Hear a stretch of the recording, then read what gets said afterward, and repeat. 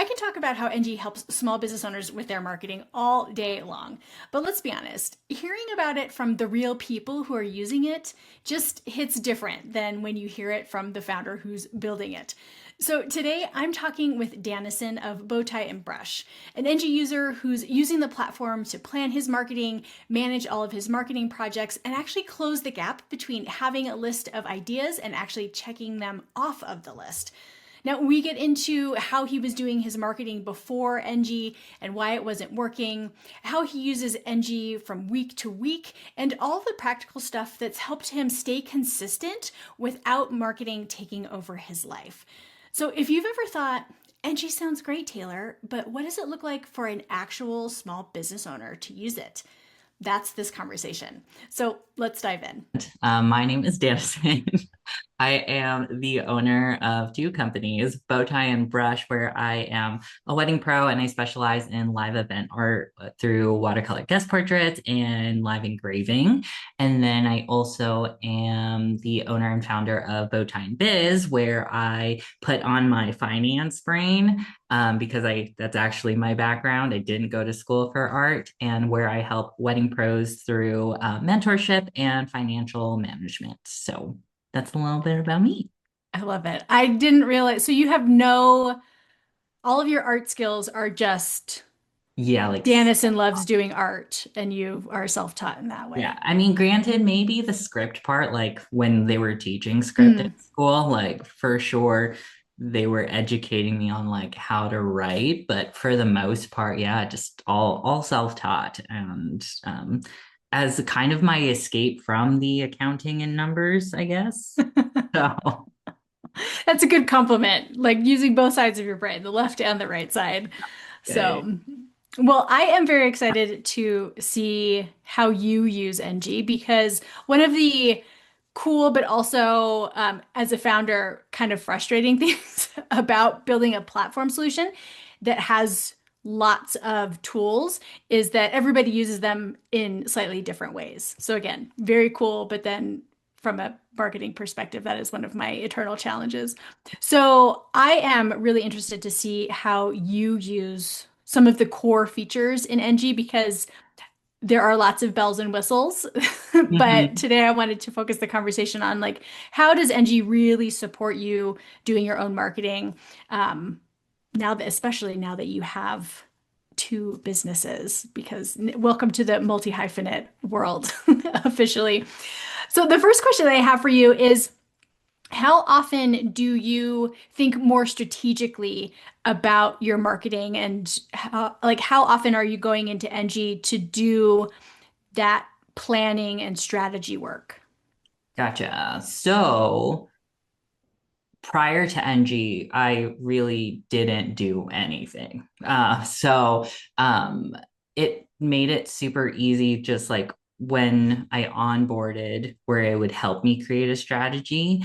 And so now, at least for Bowtie and Brush, is where I'm probably going to lean in towards most of my answers for this. It's just so prefacing it there. But to answer your question, I pretty much go into NG, do my marketing stuff, but strategic planning is mainly on a quarterly basis. Hmm. Um, at bare minimum. Because for me, and what I've noticed and have also heard, usually it takes about a quarter, at least with my goals, for like seeing if something worked versus not.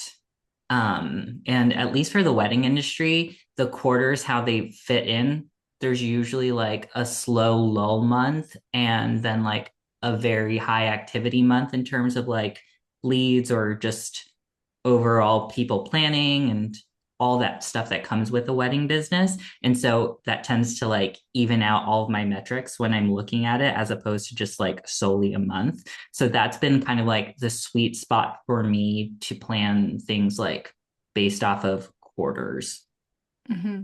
That makes sense. It makes all the sense. And I love that you bring up just the reality that there is a lag to our the marketing that we do and that the things that we're doing actively right now tend to not actually show up as conversions or sales or inquiries until a little bit of time has passed. So I think that that quarterly habit of going in and creating the next quarter's plan and then also reviewing what happened in the previous 3 months is a really good cadence to get into. Because I do know that a lot of business owners feel really compelled to like come up with these existential plans every single month for their businesses. And I don't do that. We're reiterating here that you also don't do that. So if you're watching this and you are, maybe it's a good sign to reevaluate your approach with how Yeah, you're no, strategically planning. exactly. Because I mean, uh, at least I don't do it anymore. But before, even when I started with Enji and was like starting to track my metrics, there was a part of me that was like, ooh, this feels like it was low, but like I really one didn't have enough metrics to stand by, and it was like I couldn't see a trend yet. Hmm. So when you even just add in 2 or 3 months, you can see whether or not like, hey, is this actually working? Or like this was just kind of a freak accident. So like that's probably still not like the best event to make a decision on because you Hmm. don't know if it's like stable or like being able to truly pinpoint something that's like upward trajectory. Yep, yep. So my next question for you is related to this whole like thinking about what you're going to be doing on the marketing side. And I'm curious to know what your process is for planning and scheduling content. And this is another one of those areas where every business, for as many millions of business owners there are on the planet, you will have equally as many millions of like processes or workflows that people go through. So, talk to me about how you think about planning, what your marketing content is, and then what's your routine for getting things scheduled. Yeah, so I come from a background, or like once I started getting into marketing, my background really wanted something that was very sustainable. At the back end of things is really thinking of evergreen content that I can basically schedule out. That's really the core of my services, who I am, and just what, and like education in terms going back to my services.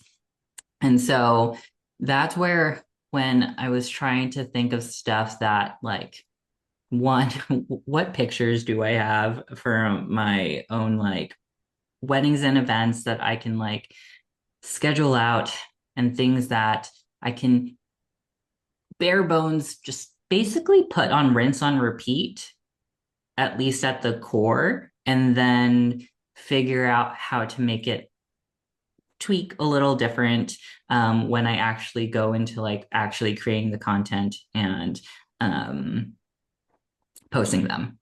And so how that looks is I essentially created like a month schedule Hmm. of like posts. And so that, and now I'm actually going to be specifically talking about Instagram. So like that's really where I spend a lot of my time and energy in using the scheduler. Um, Hmm. and then I'll go into more of like the blogging now that I'm incorporating blogging and how that fits into it. Um, and so, yeah, it really stemmed to at least once a month, am I talking about introducing myself because new followers aren't always going to be there? My core services, am I educating people on content? And um, am I like engaging things or am I actually, and like with weddings, the cool thing is also there's like a post like once a month that I'm like just sharing a wedding from a recent event. So I can actually show what I'm talking about. And before this all lived on a spreadsheet, but then Taylor showed me how to create something on a recurring basis. So then so all my marketing is in one spot. Yes. I know. Spreadsheets serve their purpose. They're a fantastic tool, but there are, I'll say it, there are better ways to plan your content than in a spreadsheet. So for example, yeah, for next month, um, can we see this? Hmm. Yep. Okay, cool. So yeah, I pretty much created this schedule to give Hmm. me an outline for every month. So this one I have like a series called like Sketch and Story. And so this is like my way of introducing my face, my personality, and like showing an end product of what I do. Then what yeah, just notes. So this one really touches on my services for watercolor guest portraits. And this one's an easy one. Whenever I'm at a live event, I take a photo across florals, bam. And then I have something for my brand shoes for like anything talking about my calligraphy and engraving services, education part, a background of an event, a styled shoot, because I do a lot of styled shoots and you can always, and I always reshare them, even if it's like a year ago, like just pull from that. If it's Hmm. still aligned with my brand, why am I not going to repurpose it? Because probably after like 90 days or whatever on is on my Instagram feed, no one's paying attention to that. So yeah, and so this really just goes through and how this didn't start off like as much. It was only maybe like twice, two posts a week, Hmm. but now I'm up to four just because like I was like, okay, this is becoming easier and easier getting my reps in, and I start myself off with like success of only just two posts a week. Hmm. And so that's where I kind of create my planning and at least for that. And with the built-in campaigns, I do have, and I think we'll talk about that too, and we can for sure talk about it. But with certain ones, there's things for like my email newsletters, and so planning that within the tool, and then all that other stuff. Yeah. I love that you have just, it's like a skeletal structure for these are the types of posts on Instagram that I need to make sure that I'm covering every single month. And just creating that lather, rinse, repeat structure is super, super smart. We have something similar in our social media strategy. It's more fluid than what you have created, but like every month there's going to be a KPI day post, and every month there's going to be a product marketing post. And we're trying to get better about showing Ellie on our feed. But like creating that sort of structure for yourself makes it a lot easier for you to then look at your calendar, okay, and go, okay, well, what's going to go where, right? So it's a great way to make decisions ahead of time. So you mentioned marketing campaigns. This is one of the most least understood features in Enji. And I think that's because marketers think of marketing campaigns, and most small business owners are like, what is that? So, and if you're watching this, you're like, what is a marketing campaign? It's really just a marketing project or push that you're doing in addition to your regular marketing. But now that you are using the marketing campaign tool more so than when you first started, because I know you're like, you don't say what a marketing campaign is. What are you typically using that feature for? Gotcha. Yeah. Did not know what a marketing campaign was, but yeah, for me, like how I understand it is just kind of like all of like these tasks and stuff that you think that you want to do, but it's like actually in a set time frame so that you can actually see like if it worked, but then also to get you to your like end goal, no matter if it's like a year long stretch or if it's for like a product launch. Or even if it's a sale. So typically for me, since I'm like a mix of service and product base, Hmm. I started off really using it for like my holiday sales, or like Or my holidays. Holidays. holidays holiday sales and like birthday sales. So like anytime that I was pushing like my online store for watercolor guest portraits. So prior to paint anyone like a picture for everyone, it's like I didn't do any planning. So it was kind of like, oh, this is my birthday's coming up in like a week. And I want to do a sale. Hmm.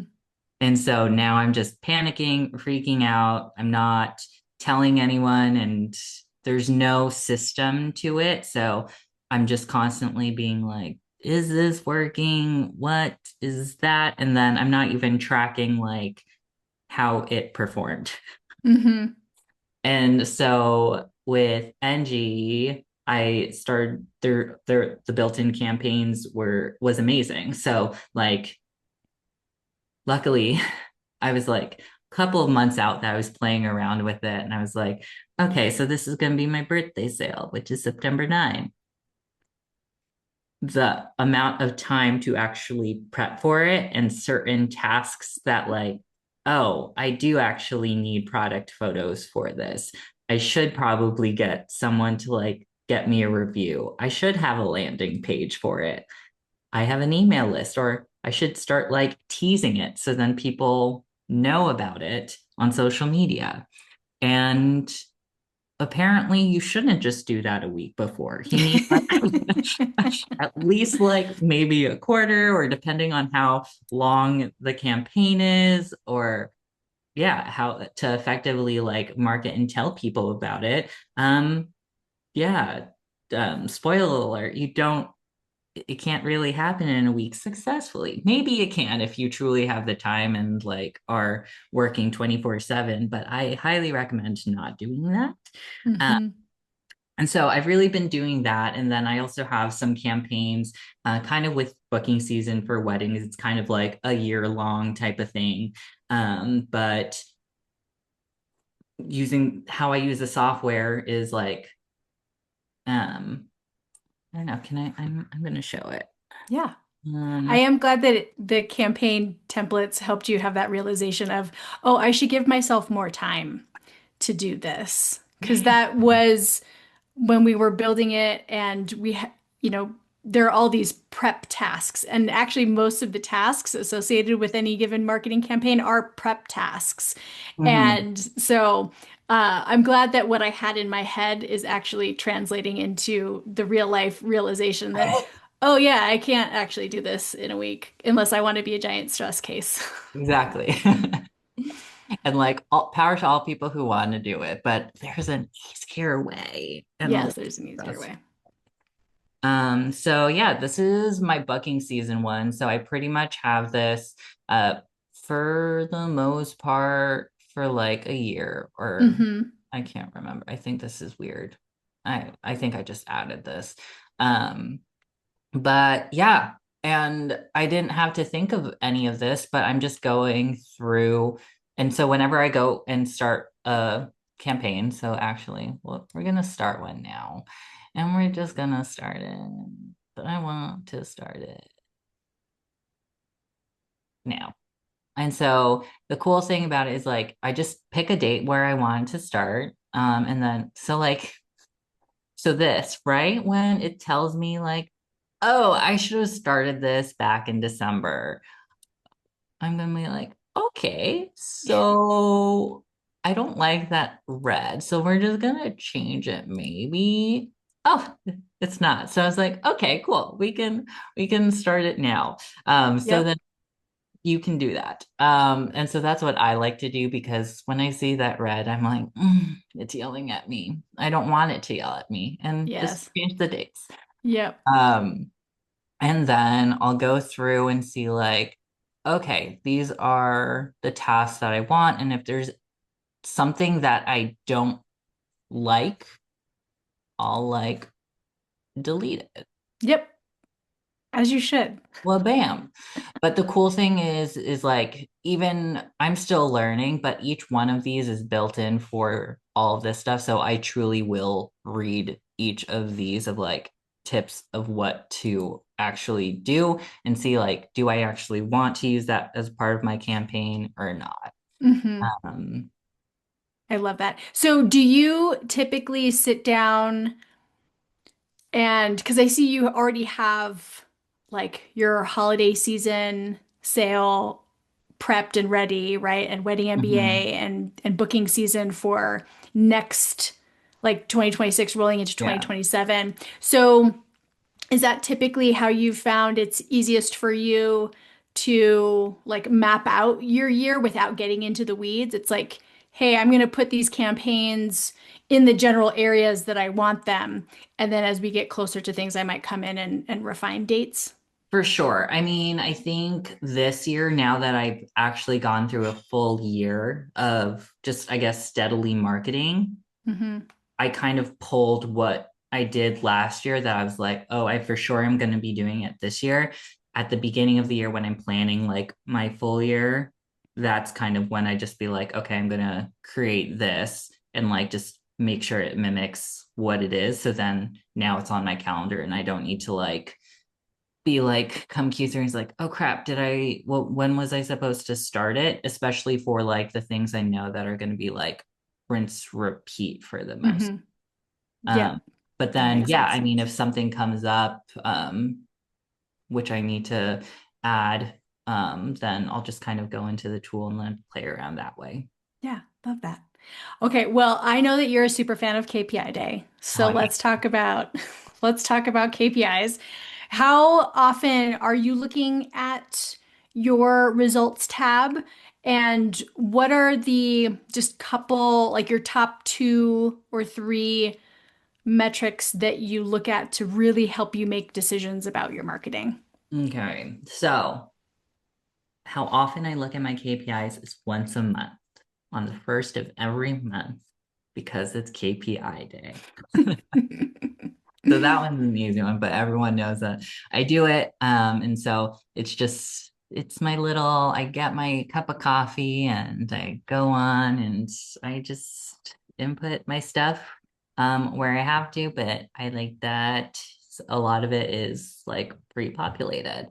Um and How long do you when you're sitting down once a month, is this like 15 minutes that you're inputting numbers and reviewing things, or is it longer or shorter than that? I probably spend, I know I block at least an hour. Do Mm, I spend that entire hour? Maybe. I don't know. I haven't mhm. really, I don't spend more than an hour Yeah. if we're talking about it. But usually now that like I'm in the system hang of things um, and like updating, but within that hour, I am updating my KPIs. From like pulling from the different sources, like from my CRM system as a wedding pro, I use Honeybook. And so getting like my data from that and like other just like finances from like QuickBooks. Hmm. Um, and then a good chunk of it is actually like sitting down and just like figuring or like actually analyzing them. So like Hmm. right? There's the part of KPIs of like, okay, cool, I'm gonna just do data entry and all that kind of stuff. But like the real chunk of it has been sitting down and being like, what the heck do I do next? Hmm. And it's definitely a growth for me. Like at first, it was hard to, or not, yeah, it was hard to actually make decisions because I'm like, what am I looking at? And I Hmm. know from people that I've talked to, that's also a challenge too. Um, but it was definitely easier within the tool because it actually tells you exactly like what this metric is great for. Hmm. So, um, t So what are when you are in those moments where you want to really make a decision about what you're going to do next, do you find yourself going to the same couple of KPIs over and over again? for sure. Specifically as like a wedding pro, my biggest ones are I mean, okay, now I have to, because I have just so many KPI metrics that like I love that like they all help. But like the three ones actually when I can actually share and I'm an open book because I'm very proud of my business. So we'll Yes, you see should be where very it's proud of your going. business. So um you can see it, right? Yep. So obviously the biggest part of mine is like service revenue. So that's kind of like Hmm. top line of like what are people paying me and like all that kind of stuff. So if anything, right, we need to kind of see how much money is coming in to determine how much we're actually gonna spend. So like that's Hmm. like the top one. It's somewhat also a vanity metric because obviously you can probably spend more than what you're earning. So if anything, like these type of three kind of like go together in terms of like revenue and profit. Um, Hmm. like revenue is like the pretty penny, and then the profit is like, oh, Yeah. that's a lie, or hey, you're actually doing pretty good. Hmm. And then yeah, so, and then leads versus booked, which Hmm. kind of goes towards like this kind of area right here where it's like the conversion rate and like where my leads are actually coming from. Hmm. Um, and then the next one is kind of like for more so like for my website metrics of like how many people like organic search of like how many people Hmm. are organically coming to my website, paired along with like my website visitors and all that kind of stuff. Hmm. I love seeing how you have all of your charts laid out. And I am always a big fan of the pie chart for whatever Oh yeah, reason. I I love the just pie I chart. love me a good pie chart. I definitely have a couple in Enji's results tab as well. But those are really it's very helpful to understand where your head is at. It's like, okay, well, top line, am I getting people to my website? Then are people inquiring once they are there, and then am I closing sales, right? Like it that's a very simplistic but very real way of describing like what we all have to do to market our businesses and make sure that they're profitable. So thank you for sharing Yeah. those KPI charts with us.